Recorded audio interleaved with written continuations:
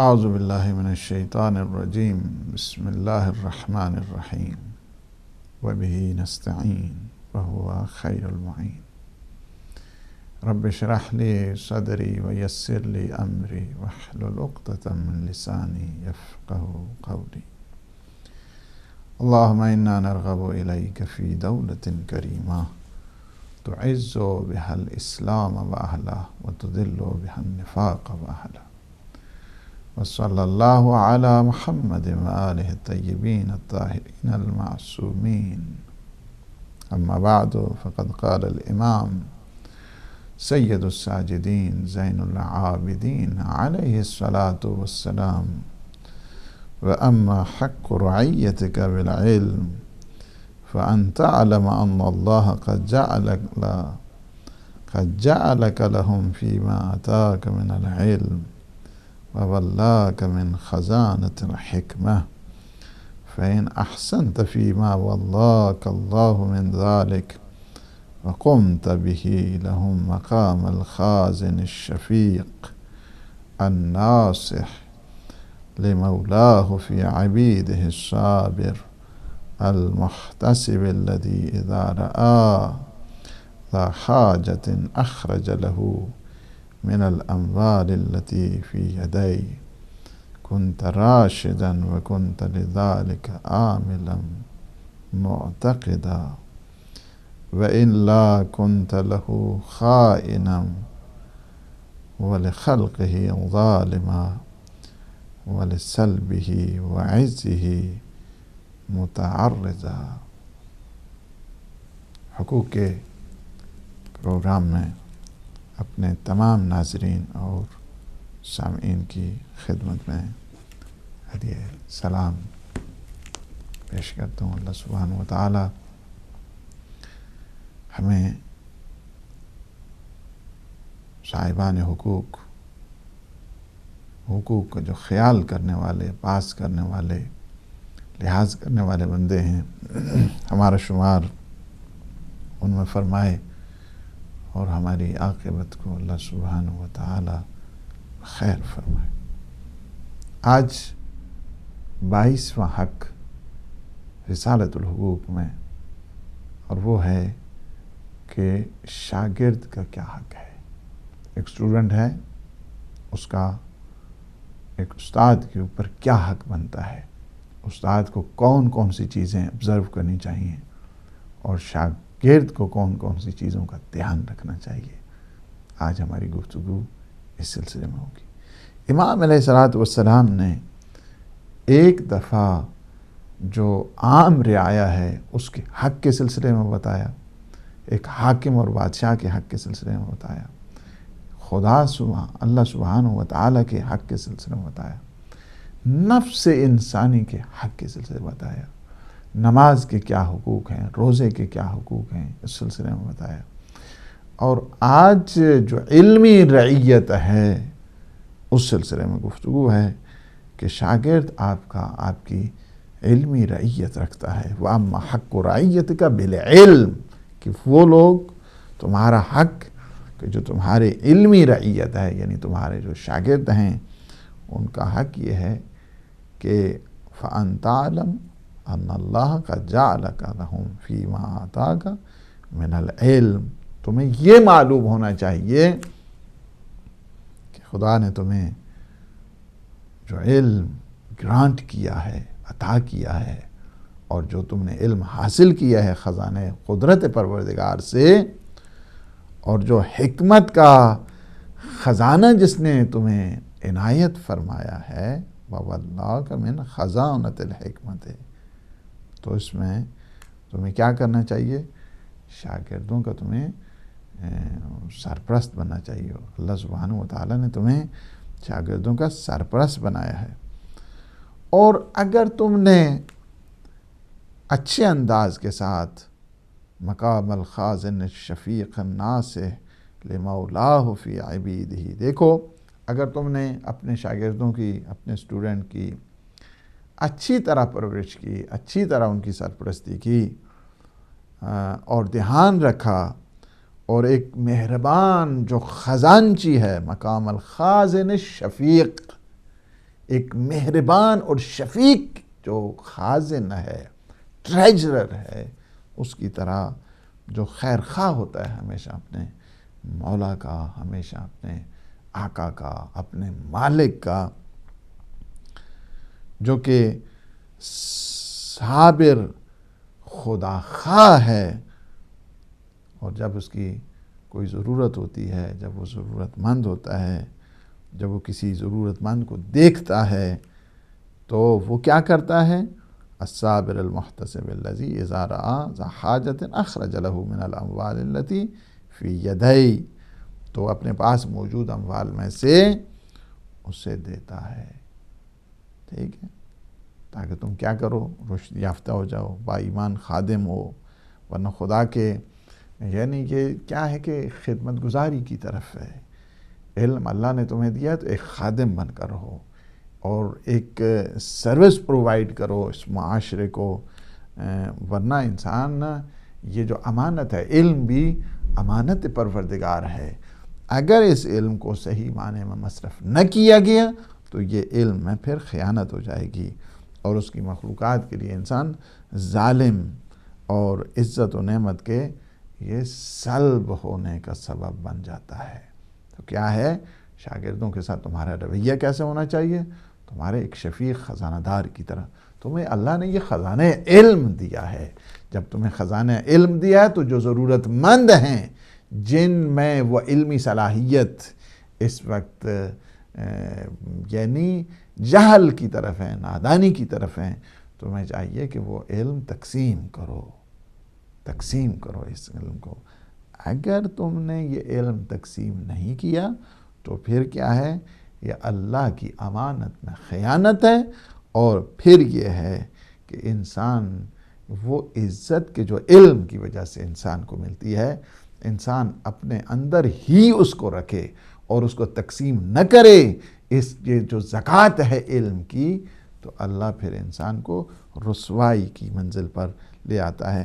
آپ اگر اس کو دیکھیں، مکارم اخلاق میں بھی دعا کے اس حصے میں ہے کہ تمہیں کیا کرنا چاہیے کہ تمہیں علم کے ذریعے تم نیکی کرو، علم تقسیم کرنے کے لیے تعلیم دینے میں نیکی کرو، اور کیا ہے؟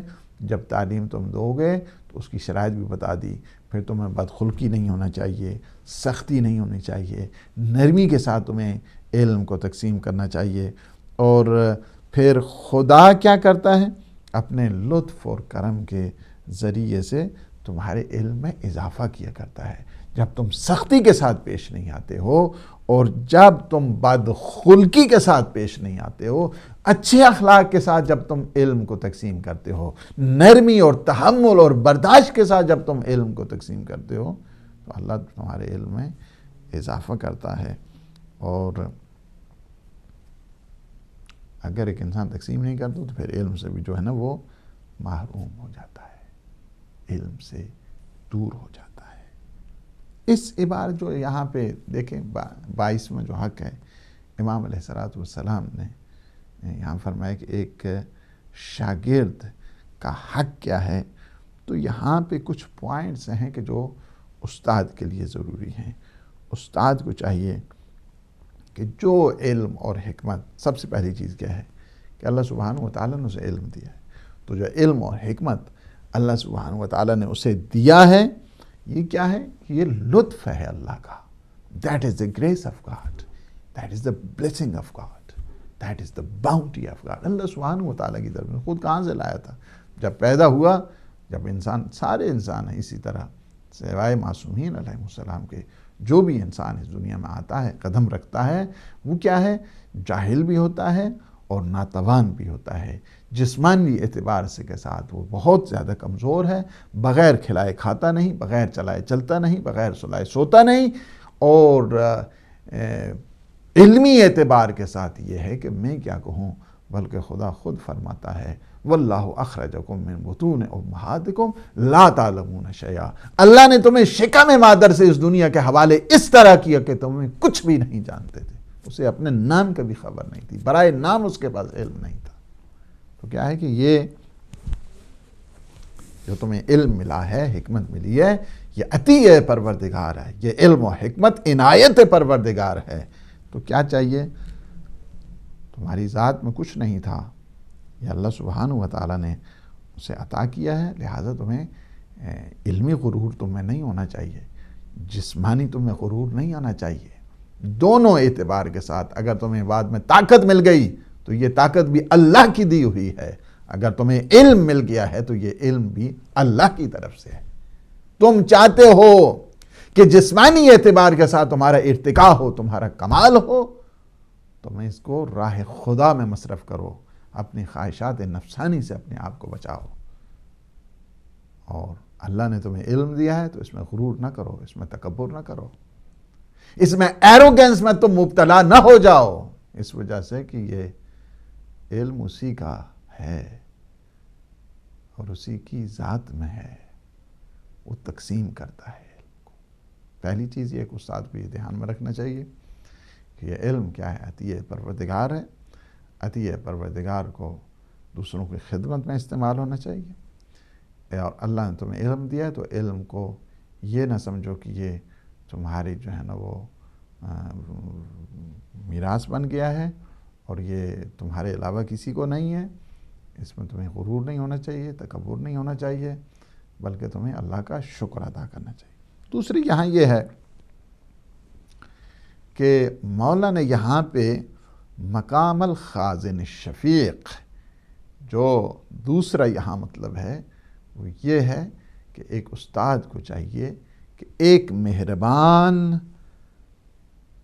اور ایک شفیق خزانہ دار کی طرح، خزانچی ہے، وہ ٹریجرر ہے۔ وہ کیا ہے؟ ٹریجرر کس کا ہے؟ ٹریجرر ہے نالج کا، انسائٹ کا، انلائٹمنٹ کا۔ وہ کیا ہے؟ ٹریجرر ہے، وہ خزانہ دار ہے، دوسروں کے لیے وہ ایک خزانچی کی حیثیت رکھتا ہے۔ تو کیا کرنا چاہیے؟ اس کو علم کو تقسیم کرنا چاہیے، ڈسٹریبیوٹ کرنا چاہیے پراپر انداز کے ساتھ، اور ڈسٹریبیوٹ کرتے ہوئے اسے تنگی محسوس نہیں ہونی چاہیے، مزید کا محسوس نہیں ہونا چاہیے، اور اپنے آپ میں یعنی اس کو ہاتھ کھلا ہونا چاہیے، خندہ پیشانی کے ساتھ وہ تقسیم کرے، مہربانی کے ساتھ وہ تقسیم کرے، لطف اور احسان کے ساتھ وہ تقسیم کرے، فضل پروردگار سمجھتے ہوئے وہ تقسیم کرے۔ کیا ہے کہ دوسری چیز جو مولا نے یہاں پہ یہ بتا دی ہے کہ وہ ایک خزانہ دار ہے، دوسروں کے لیے خزانچی ہے، تو اس علم کو تقسیم کرے۔ تیسری بات یہاں پہ آپ دیکھ رہے ہیں مولا کی اس دعا میں، وہ یہ ہے کہ اللہ نے اس کو جو علم اور حکمت کا ایک خزانہ دار بنایا ہے، تو اس خزانے کو استعمال کرنے کے لیے اسے ایکوالٹی کا خیال رکھنا چاہیے، اسے برابری کا خیال رکھنا چاہیے، بعض کو بعض پہ ترجیح نہیں دینی چاہیے، ڈسکریمنیشن اس میں نہیں ہونا چاہیے، مساوات کو سامنے رکھے، سب کو تقسیم کرے، اور پھر تقسیم کرتے ہوئے کنجوسی نہ کرے، بخل نہ کرے، ٹائٹ فٹڈ انسان جو ہے نا نہیں ہونا چاہیے،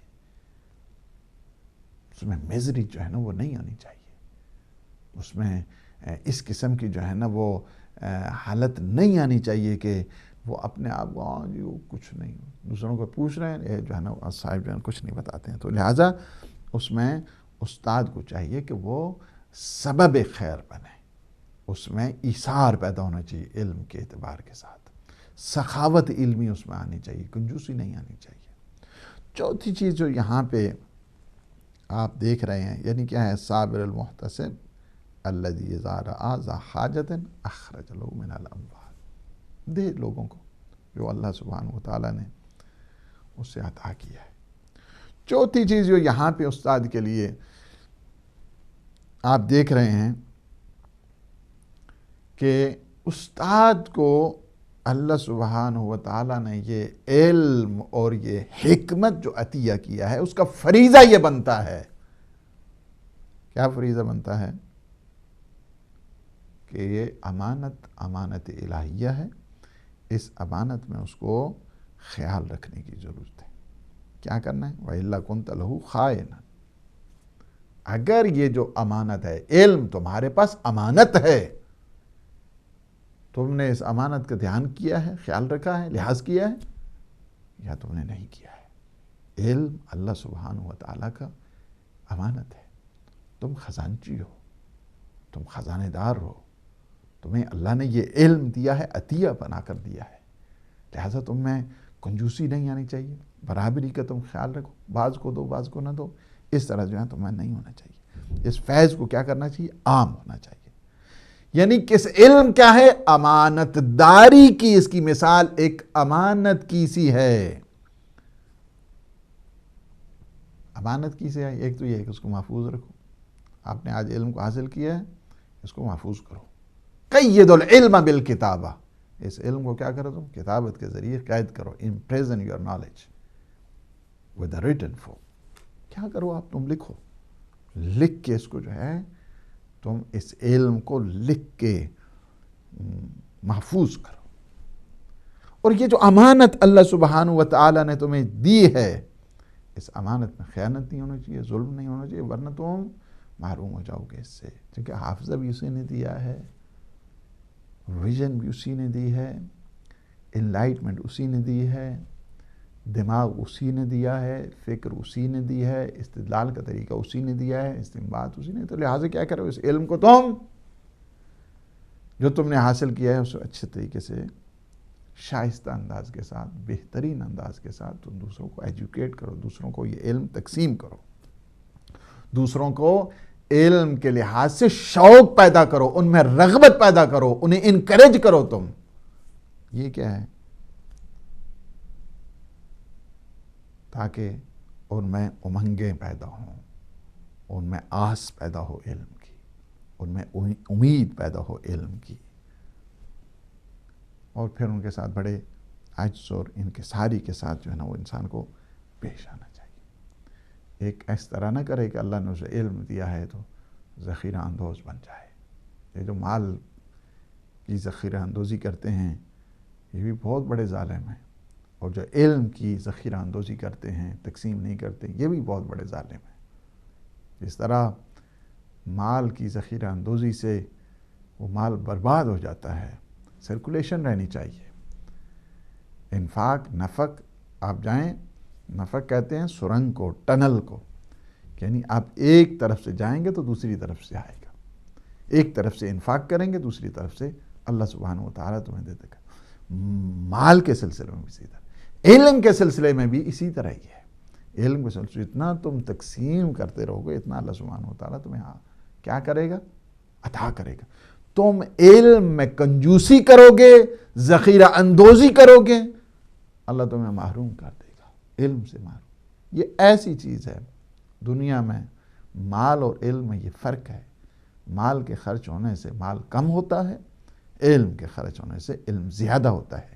انسان کی اپنی نالائکی ہے، اس کی اپنی نالائکی کی وجہ سے ہے کہ جو خرچ کرنے سے کم ہو اس کے پیچھے دوڑتا ہے، جو خرچ کرنے سے زیادہ ہوتی ہے اس کو it doesn't bother، توجہ ہی نہیں دیتا ہے. لہذا علم کی طرف. پھر یہاں پہ چونکہ شاگرد کے حق کے سلسلے میں بات ہو رہی ہے، اس لیے یہ بھی ضروری ہے کہ استاد کی خصوصیات، استاد کی جو فیکلٹیز ہیں، ابیلٹیز ہیں، استاد کی صلاحیت کے سلسلے میں، اس میں اپنے اندر یہ صلاحیت پیدا کرنی چاہیے کہ وہ مسند جو علم ہے، مسند درس ہے، وہاں پہ بیٹھ سکے. بغیر مطالعے کے آ جانا بہت بڑا ظلم ہے، بغیر تیاری کے آ جانا بہت بڑا ظلم ہے. آپ نے اگر شاگردوں کی صحیح معنوں میں تربیت کرنی ہے تو اپنے آپ کو پریپیئر کرنا ہوگا. بغیر اپنی جو پہلے سے پریپریشنز ہیں، تیاری ہے، اس کے بغیر انسان کو نہیں جانا چاہیے. فرض کیا ابھی میرے سامنے یہاں پہ اس وقت لاکھوں کی تعداد میں ہمارے اس وقت سننے والے بیٹھے ہیں، اور یہ سارے اسٹوڈنٹ ہیں الحمدللہ. یہ ہم سارے کے سارے اسٹوڈنٹ ہیں آل محمد کے اس عظیم درسگاہ کے. میں اپنی جگہ اسٹوڈنٹ ہوں، آپ اپنی جگہ اسٹوڈنٹ ہیں. حقیقت علم تو پھر معصومین کے پاس ہے نا. جو روایت ہے کہ نحن العلماء و شیعتنا متعلمون، وہ ایک الگ چیز ہے، حقیقت علم ہے ان کے پاس، اور اللہ سبحانہ و تعالیٰ العلم ہے۔ ہم سارے کے سارے، میں اپنی جگہ سیکھ رہا ہوں، آپ اپنی جگہ سیکھ رہے ہیں۔ اب یہ جتنے اسٹوڈنٹ ہیں اس وقت بیٹھے ہوئے لاکھوں کی تعداد میں، میرا کیا فریضہ بنتا ہے کہ مجھے فل جو ہے نا اپنی پوری پریپریشن کے ساتھ، سنجیدگی کے ساتھ، اس ٹائم فریم کے ساتھ اور پوری تیاری کے ساتھ آنا چاہیے، تاکہ میں اس میں لوگوں کا جو جتنا اس وقت آپ لاکھوں گھنٹے میرے حوالے لوگوں نے کیے ہوئے ہیں، تو یہ لاکھوں جو گھنٹے ہیں مجھے وہاں پہ کچھ آل محمد علیہ السلام کے دروس کو بتانا چاہیے، جو میرے لیے بھی مفید ہے، آپ کے لیے بھی مفید ہو۔ اب کوئی ایسا آدمی اگر آ جائے، فرض کیا کسی جگہ درس ہو رہا ہے، مجلس ہو رہی ہے، وعظ ہو رہا ہے، خطاب ہو رہا ہے، ایڈریس ہو رہا ہے، اور وہاں پہ وہ اسی طرح ادھر لگا ادھر لگا اور وہاں سے جو ہے نا کچھ نہیں دیتا ہے، وہ جتنے گھنٹے ہیں سب کو وہ ذمہ دار ہے۔ اس لیے ضروری ہے کہ استاد وہ اپنی پوری تیاری کے ساتھ آئے، اہلیت کے ساتھ آئے، قابلیت کے ساتھ۔ اگر کسی میں قابلیت نہیں ہے اور وہ باتیں بتا رہا ہے کہ جو خلاف شرع ہیں، تو سب کا جو وبال ہے اور سب کا گناہ ہے اس کے ذمہ پر ہے۔ جس طرح استاد اگر کسی کو سکھاتا ہے من سن سنتا حسنہ، جب تک یہ سنت حسنہ رہتی ہے اس کے نام اعمال میں ثواب لکھا جاتا ہے۔ اگر کوئی غلط بات اور غلط مسئلہ بتا کر جاتا ہے تو جب تک اس پہ عمل ہوتا ہے اس کا وبال بھی اسی کے اوپر ہوتا ہے۔ ثواب میں حد نہیں ہے تو گناہ میں بھی حد نہیں ہے۔ حضرت بہت کیا ہے، تیاری کے ساتھ ہے، پہلی چیز یہ ہے۔ اور پھر یہ ہے کہ جس طرح ہم اپنے جی پی کے سلسلے میں جو جنرل پریکٹیشنرز ہے اس سلسلے میں ہم بڑی تحقیق کرتے ہیں کہ فلاں جی پی کیسا ہے، فلاں ڈاکٹر کیسا ہے، فلاں کنسلٹنٹ کیسا ہے، فلاں اسپیشلسٹ کیسا ہے۔ عالم کے سلسلے میں بھی، استاد کے سلسلے میں بھی ہمیں خبر ہونی چاہیے، کم از کم اس کی چند جو پاکیزہ ذہن افراد ہیں، چند جو شریف اور نیک لوگ ہیں، اس کی تصدیق کریں گے واقعاً یہ پڑھا لکھا ہے، اس کی باتیں سند ہوتی ہیں، اس کی باتیں ٹھیک ہوا کرتی ہیں۔ پہلی چیز جو پہلی خصوصیت ہے استاد کے لیے وہ چاہیے۔ دوسری بات یہ ہے کہ علم جب آپ نے تقسیم کرنا ہے تو علم ہمیشہ جو ہے نا تلاش کریں کہ وہ ان کو علم دیں۔ اس استاد کی خصوصیات میں سے یہ ہے کہ نہ اسی طرح الفاظ کو پھینکتا رہے، بلکہ کیا ہے کہ ان کی سطح علمی کو نگاہ میں رکھے، ان کا مبلغ علمی کو نگاہ میں رکھے، اور کلم العلم یعنی کیا ہے کہ جس طرح فرمایا گیا حدیث میں بھی ہے کہ ہم جو نحن معاشر الانبیاء، کہ ہم انبیاء ہیں، وہ کیا کہتے ہیں کہ ہم لوگوں کی ذہنی صلاحیت کے مطابق بات کیا کرتے ہیں، یعنی یہ بھی شرط ہے۔ آپ ایک نرسری کا اگر بچہ بیٹھا ہوا ہے، اس کے سامنے آپ آئنسٹائن کا یا مثلا مارکس کا یا اس کے بعد جو ہے نا وہ فلسفی شروع کر دیں، آیت اللہ العظمیٰ علامہ جو مفسر کبیر ہیں المیزان، ان کی آپ باتیں وہ نہیں سمجھے گا۔ وہاں پہ آپ باتیں شروع کر دیں، آرگومنٹ شروع کر دیں امام خمینی کے اس فلسفی کا یا ان کی وہ جو اشعار ہیں ان کا، وہ نہیں سمجھے گا۔ اگرچہ آپ بڑے اچھے کام کر رہے ہیں، بڑے اچھے سمجھا رہے ہیں، سب چیزیں ہیں، لیکن اس کی صلاحیت نہیں ہے۔ یعنی آپ کو ذہنی جو اس کی صلاحیت ہے اس کے مطابق اس کو ڈیلیور کرنا چاہیے اور بتانا چاہیے۔ اور جو نااہل افراد ہیں ان کو بھی علم نہیں دینا چاہیے۔ اسی طرح یہ ہے کہ اگر ایک انسان ایک اسلحہ ہے، بندوق ہے، وہ آپ دیوانے کے حوالے کر رہے ہیں تو وہ کیا کرے گا؟ چاقو ہے بڑا تیز ہے، وہ آپ ایک پاگل کے حوالے کر رہے ہیں۔ اسی طرح علم بھی بہت بڑا اسلحہ ہے، اسے بھی جو ہے نا اہل علم جو ہے نا انہیں آپ کو دینا چاہیے۔ تیسری چیز جو یہاں پہ عرض کروں وہ یہ ہے کہ استاد کے لیے کہ جو وہ علم تقسیم کر رہا ہے اس علم پہ وہ خود بھی عمل کرے، یعنی ایسا نہیں ہے اس کی ورنہ بات کا کوئی اثر نہیں ہوگا۔ ایک ڈاکٹر خود سگریٹ پی رہا ہے، اور اس کا پیشنٹ آئے اور اسے کہا کہ نہیں آپ سگریٹ نہ پیا کریں، اس کی بات کی کہ 0% کوئی ویلیو نہیں ہے اس کی بات کی۔ اسی طرح ایک استاد ہے، وہ علم کو تقسیم کر رہا ہے، ایک عالم ہے مسئلے کو بتا رہا ہے، اس پہ عمل نہیں کر رہا ہے، تو اس کی باتوں میں کوئی اثر نہیں رہتا ہے۔ یہ خصوصیات ہیں، یہ کوالٹیز ہیں، اس کوالٹیز کو جو ہے نا وہ انسان کو کیا کرنا ہے، آبزرو کرنا چاہیے۔ قرآن کہتا ہے لما تقولون ما لا تفعلون، تم ایسا کام کیوں کہتے ہو جو خود تم عمل نہیں کرتے؟ تمہیں کیا حق پہنچتا ہے کہ تم ایسا کام ایسی بات کرو گے جو اس پہ تم خود عمل نہیں کرتے؟ اس وجہ سے ضروری ہے، بات وہی انسان پہ اثر کرتی ہے۔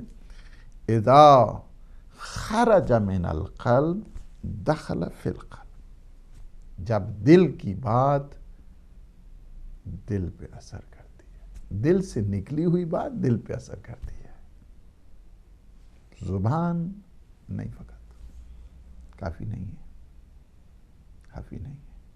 لہٰذا تم کیا کرو، یعنی پہلے کیا ہے، تم عملی اس میدان میں آ جاؤ، تمہارے علم کا اثر ہوگا۔ یہ خصوصیت ہے استاد۔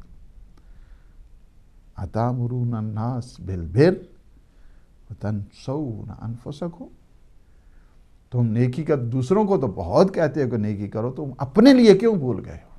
تو یہ چیز کیا ہے، یہ بڑی that is very important, very important. انسان جو علم سکھائے اس پہ عمل بھی کرے۔ دعا کیا کریں اللہ سبحانہ و تعالیٰ ہم سب کو عاملین میں شمار کرے۔ یہ سورہ بقرہ کی جو ہے نا آیت نمبر 44 ہے۔ اور ہمیشہ اللہ سبحانہ و تعالیٰ کے جو علماء ہیں ان کے سلسلے میں ہم تو علماء کے قدموں کی خاک ہیں، کیا ہے، کچھ نہیں۔ ان کی آپ خصوصیات دیکھیں جو علماء ہیں۔ اللہ سبحانہ و تعالیٰ نے سورہ فاطر کی جو آیت نمبر 28 ہے اس میں ارشاد فرمایا انما یخشی اللہ من عبادہ العلماء، علماء اللہ سے بس ڈرنے والے کون ہیں؟ فقط علماء، جو علم رکھتے ہیں، درجہ علم پر ہے۔ ساری کی ساری خیر کی بنیاد علم ہے، ساری کی ساری شر کی بنیاد جہالت ہے۔ اصل کل خیر علم ہے، اصل کل شر جہالت ہے۔ علم کی طرف، علم کی طرف۔ اور اسی وجہ سے امام جعفر صادق علیہ السلام کا فرمان ہے کہ من صدق فعلہ قولہ، جس کا فعل اس کے قول کے مطابق ہو اور جس کا قول اس کے فعل کی تصدیق نہ کرے، اس کو عالم نہیں کہتے ہیں۔ عالم اسے کہتے ہیں کہ جس کا قول اس کے فعل کے عین مطابق ہو، اسے عالم کہیں گے، اسے استاد کہیں گے، وہ حقیقت میں استاد ہوگا۔ جس کی گفتگو میں، جس کے کلام میں اور جس کے کردار میں اور جس کے عمل میں دوئیت نہیں ہوگی، یگانگت ہوگی، وہ عالم ہے۔ دوئیت ہوگی، اس کو عالم نہیں کہتے، اس کو کچھ اور کہتے ہیں۔ یہ اتنی شان اللہ نے رکھی ہے، پیغمبر اسلام کے فرمان نے اتنی شان رکھی ہے ایک عالم کی، ایسے نہیں ہے۔ فقط علم کو حاصل کرے اور علم کے ساتھ تقوی نہ ہو، علم کو حاصل کرے، علم کے ساتھ عمل نہ ہو، اس کو حقیقت عالم نہیں ہے، عالم حقیقی نہیں کہا جا سکتا ہے۔ بڑی شان ہے اللہ سبحانہ و تعالیٰ نے رکھی ہے علماء کی، جس طرح بھی آپ نے سورہ فاطر کی آیت نمبر 28 سے انما یخشی اللہ من عبادہ العلماء، انما سے حصر کیا، یعنی اگر خشیت رکھنا ہے تو آپ کو خشیت پروردگار چاہیے، تو آپ کو علم کی منزل پر آنا ہوگا۔ علم کے بغیر نہ آپ معرفت پروردگار رکھ سکتے ہیں، علم کے بغیر نہ آپ کو اپنی معرفت ہو سکتی ہے، علم کے بغیر نہ خدا کی معرفت ہو سکتی ہے، علم کے بغیر نہ رسول، یہ ساری کی ساری نہ آپ عبادت کر سکتے ہیں۔ وہ ماشاءاللہ وہ جاننے تو کچھ نہیں لگنا، بڑی عبادت، وہ کس قسم کی عبادت ہے اس کی؟ کوئی فائدہ نہیں ایسی عبادت کا جس میں علم نہیں، جس میں تقوی نہیں، جس میں شعور نہیں، جس میں آگاہی نہیں۔ علم وہی انسان کو فائدہ پہنچاتا ہے کہ جو آگاہی بصیرت کے ساتھ ہوتا ہے. تو بس کیا ہے کہ اور پھر یہاں تک ہے کہ علماء امتی کا انبیاء بنی اسرائیل، میری امت کے علماء، یہ روایت ہے، یہ منیت المرید میں ہے، شہید ثانی آل اللہ مقامہ کی کتاب منیت المرید. فرماتے ہیں کہ علماء امتی کا انبیاء بنی اسرائیل، میری امت کے علماء کیا ہیں؟ بنی اسرائیل کے انبیاء کی طرح ہے. جس طرح کہ کئی اس کی وجہ شب اور اس تشبیہ کی کئی اس کی آرگومنٹ ہیں، اور کئی اس میں دلائل ہیں، اور کئی اس کی خصوصیات ہیں کہ جو تشبیہ ہے کس لیے. ایک تو یہ ہے 1000 نبی آیا مختلف، ایک گاؤں میں بعضوں کا جو ہے نا 2 نبی تھے، نبی آتے رہے. 1000 انبیاء نے پروپیگیشن کی اور شریعت کی. کس شریعت کی؟ حضرت موسیٰ کی. حضرت موسیٰ کی شریعت کو آگے بڑھایا، لوگوں میں تبلیغ کی، لوگوں میں ابلاغ کیا، لوگوں میں ترویج کی. ایک تو یہ ہے، یعنی میری امت کے علماء آئیں گے مہدی دوران اجل اللہ تعالی فرج الشریف کی سرپرستی میں، میری شریعت کو پروموٹ کریں گے. یہ عالم کی ذمہ داریوں میں یہ ہے کہ شریعت محمدیہ، پیغمبر اسلام صلی اللہ علیہ وآلہ وسلم کی شریعت کو پروموٹ کرے، ترویج کرے، تبلیغ کرے، بتائے لوگوں کو. نہیں یہ ہے کہ شریعت کو جو اس وقت آ رہے ہیں دنیا کے نام نہاد اور چاہتے یہ ہیں کہ شریعت میں وائلیشن کی جائے، نہیں، بدعتیں پھیلائی جائے، نہیں. ان کا کام یہ ہے علماء کا. دوسرا یہ ہے کہ ہمیشہ انبیاء بنی اسرائیل جس طرح انبیاء آتے تھے ان کو قتل کر دیا جاتا تھا، ان کو مارا جاتا تھا، ان پہ آسائشیں کم کر دی جاتی تھی، وہ در بدر ہوا کرتے تھے، لیکن حسن خلق، گڈ بیہیویئر، اس کو دامن سے نہیں جانے دیتے تھے. عالم کی خصوصیات میں سے بھی، استاد کی خصوصیات میں سے یہ کیا ہے؟ حسن خلق کے ساتھ، یعنی تبلیغ میں حسن خلق کا مظاہرہ یہ کیا ہے؟ جز لا ینفک ہے. اس کے بغیر کبھی تبلیغ نہیں ہو سکتی ہے. کہ اگر ایک انسان چاہے کہ تبلیغ کرے اور اس میں اخلاقیات کا پہلو اگر نہیں ہے، اخلاقیات ظاہری ہیں یا اخلاقیات باطنی ہیں، دونوں کے بغیر تبلیغ نہیں ہو سکتی ہے. اساتذہ کو چاہیے حسن خلق کے ساتھ، اچھے اخلاق کے ساتھ، گڈ بیہیویئر کے ساتھ، گڈ کانڈکٹ کے ساتھ، گڈ ڈیلنگ کے ساتھ، اچھے اسٹائل کے ساتھ. اس کے بعد جو ایک اور خصوصیت، 5ویں جو خصوصیت اگر ہم کہیں تو یہ ہے کہ اس میں استاد میں خواہ مخواہ کی بہانہ بازی نہیں ہونی چاہیے، ایکسکیوز نہیں، او جی او تو اس تو نیت ٹھیک نہیں سی اس تو کر کے میں اس میں مسئلہ نہیں دس. کیونکہ بعض اوقات ہم خود ہی خواہ مخواہ مسئلہ نہ بتانے کی وجہ سے خود اجتہاد شروع کر دیتے ہیں. یعنی اس کی یہ بنیاد ہو جائے کہ نہ اس کی تو نیت ہی خراب سی، میں اس نے کیا دسیاں مسئلہ. اب آپ کا کام یہ ہے کہ آپ یہ بہانہ نہ بنائیں، آپ اچھے طریقے کے ساتھ، اچھے پیمانے کے ساتھ، حسن خلق کے ساتھ، اچھے انداز کے ساتھ مسئلہ بتا دیں، مسئلہ بتائیں، مسئلہ بتا دیں. خواہ مسئلے کی آپ جس طرح اگر اس نے بہانہ بنانے کو، آپ اسی انداز کے ساتھ اس کو اس طرح پیش کریں کہ وہ مسئلہ باہر کا جو ہے نا وہ واضح ہو جائے. اور اس کو سکھانے کے لیے یہ نہیں ہو چونکہ اس کی نیت ٹھیک نہیں تو لہٰذا میں نہیں، آہستہ سے آپ کے شاگرد بن رہا ہے، آپ کا وہ ہو رہا ہے. اور آپ اس کو، میں جب یہاں پہ آیا، میں آپ کو اپنا ایک تجربہ بتاتا ہوں کہ ابتدا میں یہ تقریباً جو ہے نا وہ بات کر رہا ہوں میں 94 کی.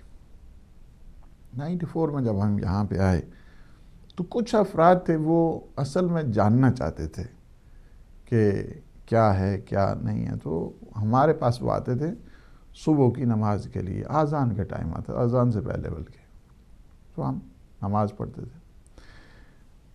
3 ہفتے کے بعد چونکہ وہ اپنے لحاظ سے ساتھ ہم تو ناقص تو ہر ایک انسان ہوتا ہے، ہم بھی بہت ناقص ہیں، لیکن اللہ سبحانہ و تعالیٰ مہربانی کریں ہر ایک کے اوپر۔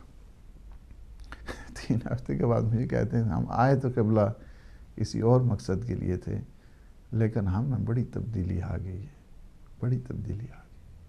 اللہ کا شکر کرنا چاہیے انسان کو۔ وہ آئے کسی نیت سے، ممکن ہے دیکھیں جی پتہ نہیں یہ صبح کی نماز پڑھتے ہیں نہیں پڑھتے ہیں، پتہ نہیں کیا ہوتا ہے، کیا ہی مجھے نہیں پتہ ہے، میں نے ان سے کوئی قریدہ نہیں، کوئی ان سے پوچھا نہیں، کوئی کھرچا نہیں کہ آپ کس نیت سے آتے تھے، آپ کا مقصد کیا تھا، کیوں آتے تھے۔ میں تو یہی آپ کو سمجھتا، صبح کی نماز کے لیے آپ آتے ہیں، ہم آپ کو نماز بھی پڑھاتے تھے، مسئلے بھی بتاتے تھے۔ تو یہ نہیں ہونا چاہیے۔ اللہ دلوں کے تبدیل کرنے والا تو اللہ ہوتا ہے، بندے کیا ہوتے ہیں؟ مقلب القلوب اللہ سبحانہ وتعالیٰ کی ذات ہے، جس دل میں وہ رحم کرے۔ علم بھی اسی دل میں آ سکتا ہے، ہر دل میں علم نہیں آتا ہے۔ العلم نور یقذفہ اللہ فی قلب من یشاء، علم نور ہے اور جس دل میں اللہ چاہتا ہے اس دل میں اسے عطا کرتا ہے۔ تو یہ ہے کہ ایک تو یہ ہے کہ خلوص نیت کے ساتھ آپ علم کو تقسیم کریں، آگے اس کو جو تربیت کریں اچھے انداز کے ساتھ، انشاءاللہ اللہ پھر مدد کرے۔ چھٹی چیز یہ ہے کہ جب دیکھیں کہ اس میں خلوص پیدا ہو گیا ہے، اس میں صلاحیت آ گئی ہے، تو پھر علم تقسیم کرنے میں پھر دریغ نہ کریں، پھر جو ہے نا انسان کو آگے بڑھنا چاہیے۔ جس طرح جابر جعفی ہے اور امام محمد باقر علیہ السلام سے روایت نقل کرتے ہیں کہ آپ کا ارشاد ہے کہ زکوٰۃ العلم ان تعلمہ عباد اللہ، اللہ کے بندوں کو، عباد اللہ، اللہ کے جو بندے ہیں تم انہیں علم کو سکھاؤ، یہ علم کی زکوٰۃ ہے۔ زکوٰۃ کس لیے؟ زکوٰۃ گھر میں بند کرنے کے لیے ہوتی ہے یا زکوٰۃ تقسیم کرنے کے لیے ہوتی ہے؟ یعنی جس کے پاس زکوٰۃ کا مال پڑا ہوا ہے اس پر واجب ہے کہ وہ جائے غرباء میں تقسیم کرے۔ آپ کے پاس علم الہی موجود ہے، آپ کو چاہیے دوسروں میں تقسیم کریں، زکوٰۃ کی طرح ہے۔ زکوٰۃ کے ساتھ کیوں تشبیہ دی ہے؟ یہ استعارات کس لیے ہوا کرتے ہیں؟ یہی ہے زکوٰۃ العلم، یعنی آپ نے جو زکوٰۃ علم یہ ہے کہ آپ جائیں بندگان خدا میں اس کو تقسیم کریں، بندگان خدا کو ایجوکیٹ کریں، بندگان خدا کو ٹرین کریں، انہیں اللہ سبحانہ و تعالیٰ کی طرف لے کر آئیں۔ یہ اس کا یہ معیار ہے۔ 7ویں چیز کیا ہے؟ ایک استاد کی جو خصوصیات ہیں ان میں سے ایک یہ ہے کہ معلم اور استاد کے جو افعال ہیں، کردار ہیں، اس کے کردار جو ہے نا وہ اپنے قول کے خلاف نہیں ہونا چاہیے۔ اگر وہ کسی چیز کو فرض کیا حرام سمجھتا ہے تو اس پہ خود بھی عمل کرے۔ دوسروں کے لیے وہ حرام نہیں، اپنے لیے بھی اس کے لیے حرام ہو جاتا ہے۔ اگر وہ کسی چیز کو کہہ رہا ہے کہ یہ جائز نہیں ہے تو اس پہ پہلے عمل کرے، پھر دوسروں کو کہے۔ اس لیے یہ ضروری ہے کہ اس کا جو افعال ہیں اور اس کا کردار ہے مطابق قول ہو۔ 7ویں جو اس میں، اور 8ویں چیز یہ ہے کہ جہاں جہاں پہ بھی حق کی بات آئے، حق کی بات کو ببانگ دوحل کہے، سستی نہ کرے اس میں، غفلت نہ کرے اس میں۔ مصلحتوں کے ہم شکار ہو جاتے ہیں، ہم کہتے ہیں او جی ٹھیک ہے جی سوانو نہیں پتا سی پتہ ہے تھے کہ کس طرح۔ غلط بات ہے۔ جب ناحق کام ہو رہا ہو تو استاد کا کام یہ ہوتا ہے کہ اس ناحق کام کی نشاندہی کرے اور اس کو حق کو بتائے، ناحق بات کو ایکسپلور کرے، بتائے کہ یہ غلط ہو رہا ہے۔ یہ 8ویں اس میں خصوصیت ہے استاد کہ حق کی بات کو پروموٹ کرنا ہے، حق کی بات کو لوگوں کے سامنے بیان کرنا ہے، اس میں سستی نہیں کرنی ہے۔ پیغمبر اسلام صلی اللہ علیہ وآلہ وسلم فرماتے ہیں اذا ظہرت البدع فی امتی، کہ جب بدعتیں رواج پکڑنا شروع ہو جائیں، بدعتیں میری امت میں ظاہر ہو جائیں۔ بدعت کا مطلب کیا ہوتا ہے؟ ادخال ما لیس من الدین فی الدین، کہ جو شاید دین میں شامل نہیں ہے اس کو دین میں شامل کرنا، اس کا نام بدعت ہے۔ ایسی باتیں ہو جائیں کہ جو شریعت اور اسلام اور قرآن اور دین کے خلاف ہوں، تو وہاں پہ عالم کو چاہیے کہ اپنے علم کا مظاہرہ کرے۔ فَلْيَظْهَرِ الْعَالِمُ عِلْمُهُ، اسے چاہیے کہ عالم کو چاہیے اپنے علم کا مظاہرہ کرے، علم بتائے لوگوں کو، نہیں اس طرح نہیں ہے۔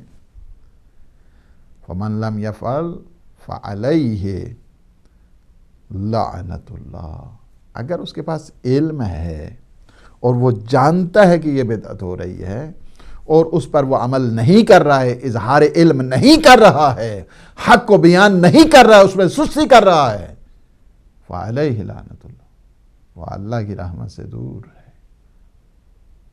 اللہ کے لعنت ہوتی ہے اس وجہ سے کہ تم نے درس آل محمد کو لیا، تم استاد ہو، تم نے امام جعفر صادق علیہ السلام کا مال کھایا، تم سید الشہداء کے نام سے تمہاری پروان چڑھ رہے ہو، تمہاری ہو رہی ہے، جبکہ صورتیں یہاں پہ حق تلفی ہو رہی ہے، حق سے دور لوگ جا رہے ہیں، بدعتوں کا رواج ہو رہا ہے، تو ایسی صورتحال میں تم نے ایسا کیا ہے؟ تمہیں چاہیے کہ حق کو بیان کیا جاتا، حق کو نمایاں کیا جاتا، تاکہ لوگوں کو باطل کی خبر ہو جاتی۔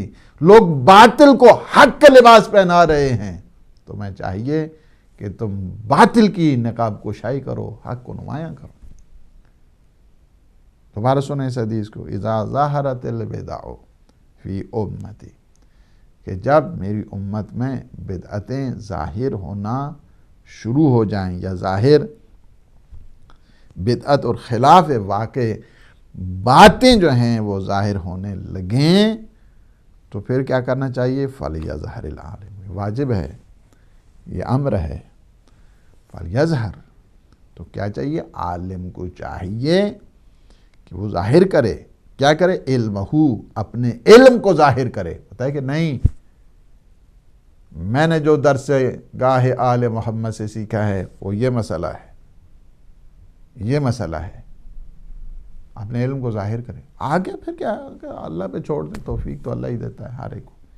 اس طرح تو نہیں ہوتا کہ ہر ایک کو توفیق مل گئی، نہیں، ہر ایک کو نہیں ہوتا۔ فَمَنْ لَمْ يَفْعَلْ، اگر کوئی اس طرح نہیں کرتا ہے، چپ کر کے بیٹھا ہے، چپ سادھ لیتا ہے،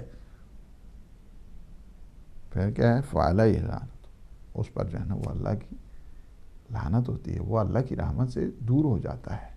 اس طرح تو یہ 8 آج آپ کو کوالٹیز جو بتائی ہیں اس چیز کے لیے کہ ایک عالم کو، ایک استاد کو، ایک تربیت کرنے والے کو، ایک ٹرینر کو، ایک مصلح کو، ایک مشنری کو، ان امور کو جو ہے نا وہ آبزرو کرنا چاہیے۔